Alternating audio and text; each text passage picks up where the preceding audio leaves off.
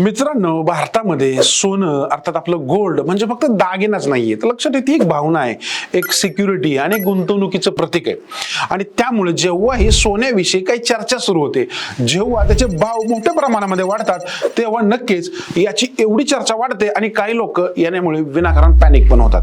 पण लक्षात ठेवा, याच्याच विषयी आज मी थोडं डिटेलमध्ये बोलणार आहे, कारण आता गोल्ड इन्व्हेस्टमेंटमध्ये एक नवीन पर्याय आलाय. आता त्याला बोलतात EGR. आता EGR म्हणजे काय, तर सिंपल आहे, इलेक्ट्रॉनिक गोल्ड रिसिप्ट. आणि सेबी आणि NSE ने आणलेला हा प्रकार नेमका आहे तरी काय, आणि हे गोल्ड ETF पेक्षा नक्की चांगला आहे का बाबा. आणि सगळ्यात महत्त्वाचं म्हणजे लोक अजून यामध्ये का गुंतवणूक करत नाहीयेत, अशा सगळ्या गोष्टी मी आजच्या व्हिडिओमध्ये तुम्हाला समजून सांगणार आहे. त्यामुळे हा सगळा व्हिडिओ शेवटपर्यंत पहा. नमस्कार मित्रांनो, मी शंभूराज कामकर तुमचं सहर्ष स्वागत करतो या स्पेशल व्हिडिओमध्ये, जिथे आपण गोल्ड विषयी, त्याचा जो काही नवीन पर्याय आहे त्याच्याविषयी थोडी इन डेप्थ मध्ये मी चर्चा करणार. त्यामुळे शेवटपर्यंत टिकून राहा आणि तुम्हालाही असंच नॉलेजेबल काही ना काही शिकायचंय, भले आपल्या युट्यूब मार्फत किंवा फिजिकली आमच्या ऑफिसमध्ये. तर याची अपडेट पाहिजे असेल तर खाली मी कम्युनिटीची लिंक दिली आहे, त्याच्यामध्ये जाऊन जॉईन व्हा स्वतःला, जेणेकरून भविष्यात असं काही जेव्हा येईल तुमच्यापर्यंत पटकन लिंक पोहोचवली जाईल.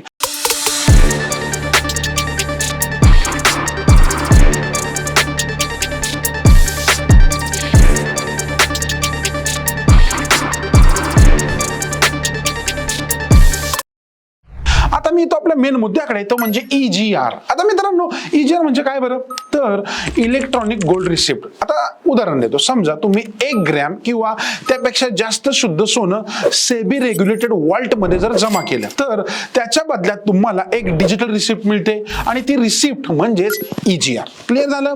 आता ही रिसिप्ट तुम्ही शेअर सारखी NSE किंवा BSE वर खरेदी विक्री पण करू शकता. म्हणजे काय, तर फिजिकल गोल्डचं बॅकिंग पण ट्रेडिंग डिजिटल स्वरूपामध्ये.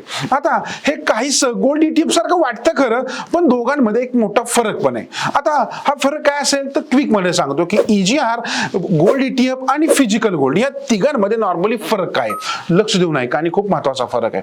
पहिला आपण फरक पाहूया फिजिकल गोल्ड मध्ये. आता फिजिकल गोल्ड मध्ये तुम्हाला प्रत्यक्षात सोनं मिळतं, पण 3% अपफ्रंट GST लागतो, लॉकरची कॉस्ट आहे, चोरीची भीती आहे, मेकिंग चार्जेस आहेत, म्हणून इन्व्हेस्ट म्हणून ते नेहमी EPCN नसतं. दुसरी बाब असते गोल्ड ETF ची. आता गोल्ड ETF मध्ये तुम्ही डीमॅट मधून गोल्ड मध्ये डायरेक्टली गुंतवणूक करू शकता. आता फायदा याचा असा नॉर्मली राहतो की इझी बाईंग होतं, हाय लिक्विडिटी आहे, आणि याच्यावर GST लागत नाही. पण इथे सोनं हे प्रत्यक्षात तुम्हाला मिळत नाही, तर हे आपल्याला ETFs मार्फत आपल्या डीमॅट मध्ये ठेवावे लागतात. आता यानंतर तिसरा वेगळा मुद्दा आहे, तो म्हणजे EGR. आता EGR मध्ये वेगळं काय आहे याच्यामध्ये, तर याच्यामध्ये समजून घ्या की याच्यामध्ये ऍक्च्युअल गोल्डचं बॅकिंग आहे, डीमॅट मध्ये होल्डिंग पण आहे. आता भविष्यात तुम्ही त्याची फिजिकल डिलिव्हरी पण घेऊ शकता, आणि यासाठी महत्वाची गोष्ट जे सेव्ह केलं जातं ते सेबी रेग्युलेटेड वॉल्ट्स मध्ये, बरोबर. पण लक्ष देऊ नये का, EGR जरी नाहीच समजलं असेल तुम्हाला, तर याच्यामध्ये अजून थोडी लिक्विडिटी कमी आहे, कारण लोकांना याच्याविषयी अवेअरनेस नाहीये. ट्रेडिंग व्हॅल्यू त्यामुळे आपसुकच कमी आहे, आणि अवेअरनेस कमी असल्यामुळे सगळ्या गोष्टी होत आहेत.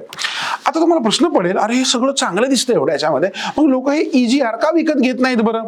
तर आर्टिकल नुसार EGR ला अजून खूप मोठ्या प्रमाणामध्ये एक प्रतिसाद मिळालेला नाहीये. म्हणजे तुम्ही जर बघितलं की विविध याच्याविषयी खूप साऱ्या बातम्या समाज माध्यमांमध्ये आपण पाहत असतो, ऐकत असतो याच्यामध्ये, तर अजून लोकांपर्यंत ते तेवढं पोहोचत नाहीये.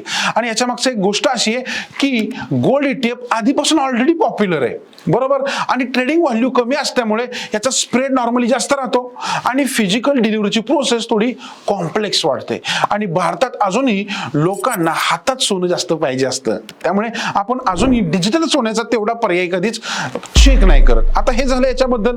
आता याचं जे काही टॅक्सेस आहे आणि याच्यासाठी काही इम्पॉर्टंट पॉइंट्स आहेत ते पण थोडे समजून घेऊया. आता टॅक्सेसच्या बाबतीत EGR ला एक लिस्टेड सिक्युरिटी सारखं ट्रीटमेंट दिलं जातं. आता होईल काय याच्यामध्ये, तर 1 वर्षाच्या आतमध्ये मी जर याला विकलं तर short term gain, capital gain लागेल, आणि मी जर समजा 1 वर्षाच्या नंतर याला विकलं तर मला इथे LTC अर्थात long term gain, capital gain याच्यामध्ये लागू होईल, बरोबर.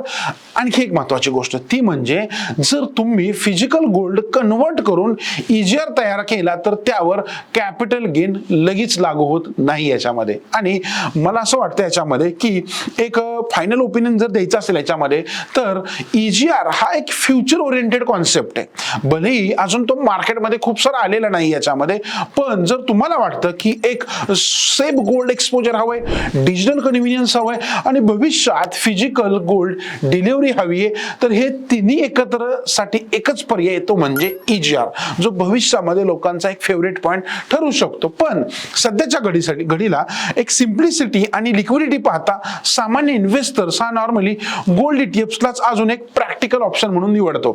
पण हे झालं डिटेलमध्ये मला जे काय सांगायचं होतं ते. तुम्हाला काय वाटतं बरं, EGR भविष्यात पॉप्युलर होईल का अजिबात नाही याच्याकडे लोक फोकस करणार, हे मला खाली कमेंट करून सांगा. आणि तो व्हिडिओ जर आवडला ना, पटकन लाईक करून जास्तीत जास्त लोकांपर्यंत शेअर करा, कारण गोल्डची चर्चा इतरत्र चालू आहे, पण EGR काय हे आपल्या लोकांना थोडं शिकू द्या. भेटूया अशाच इंटरेस्टिंग टॉपिकसह आपल्या नेक्स्ट व्हिडिओमध्ये. तोपर्यंत घेतो तुमची रजा. धन्यवाद.